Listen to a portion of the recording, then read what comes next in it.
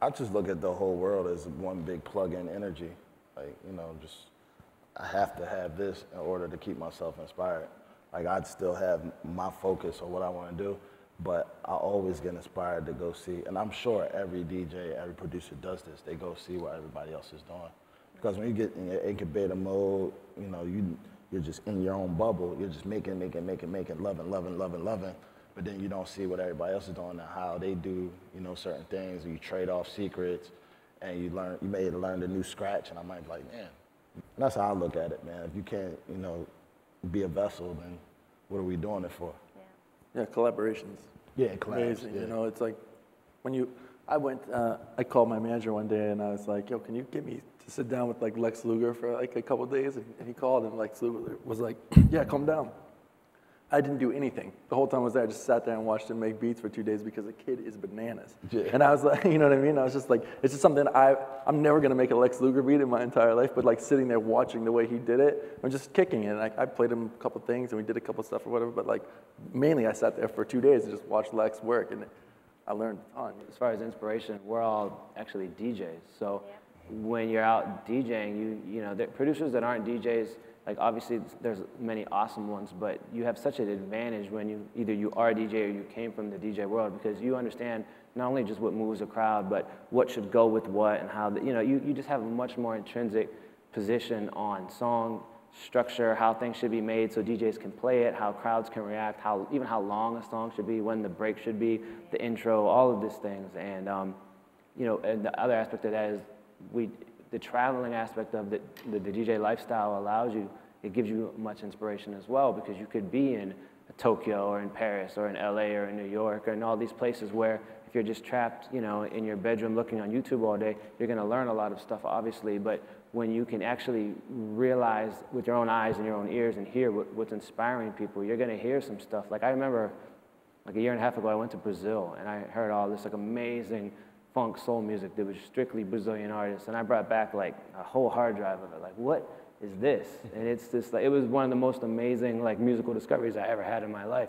I think it's a little sad that that we look at genres as fads. They looked at a lot. Even though disco might have had made his turn, to the Michael Jackson Thriller stage off the wall. I just feel like I won't dare say dubstep ain't gonna last too long. Or electronic dance music, because all of the genres come from inspired other genres. You know what I'm saying? Yeah. I just heard a song, Alex Clare, the other day. It had like a little bit of country, R&B, and dubstep in it, but the basis of it was dubstep, and I thought that was really dope. You know what I mean? So I feel like it could be around long. It's just how embellished. When people leave it alone as a culture, like, okay, we're done with this genre, that's when it deteriorates and falls by the wayside. We never left rap alone. That's why it's still gone. If they had told us back in '93 that it's not gonna last another 2 years, we just kept going. If we'd have left it back, oh, it's not, and then left and went R&B, then maybe it would have fell by the wayside. But we just keep going and reinventing the wheel until we stay right there. And I mean, it's all one step after another step. You say like disco was a phase, but like if you look at it in like a linear sensibility, it's like disco turned into like, house music and like Larry Levan at Paradise Garage, and that moved over to Chicago and Detroit, turned into techno. I mean, it's all a linear movement. Pieces keep moving no matter what. So it's like you can combine things and change things, but like music's just music. Dance music isn't new.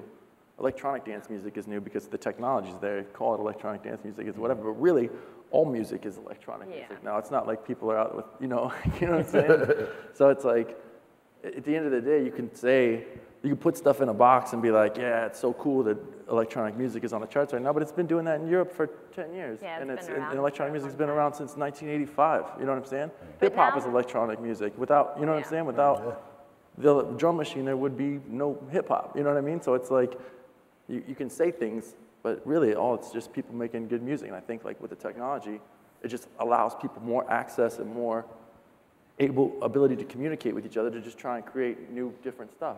And you can't depend on anybody but yourself really to commit to doing the first thing. And that's the most important thing said on this whole panel. What he said right there. Yes, I'll like write that down. So like at the end of the day, like your manager You are the business, and you are carrying around a set of tools, and your manager is one of those tools in the toolbox. But until you have a business where you need to carry around tools, then you should just be, out there on your own grinding. So, I mean, yeah, I don't know. I always looked at it, to me, myself, as a cop-out. If I allow myself to say that I can't do it first without, getting a manager, then I'm failing myself. Sure. First and foremost. I see a lot of young people say, yo, I need a manager. You're just working on your craft. You know what I mean?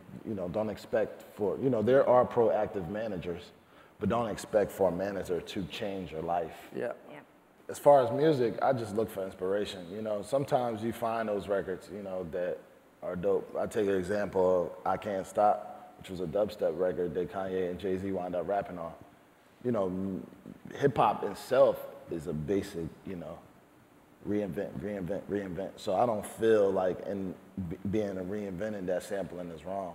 It used to be a known rule. You can't sample anything close to 12, 20 years from what you're doing. You 70s, early 80s, 60s, 50s. Now it's people sampling something that just came out last year. Right.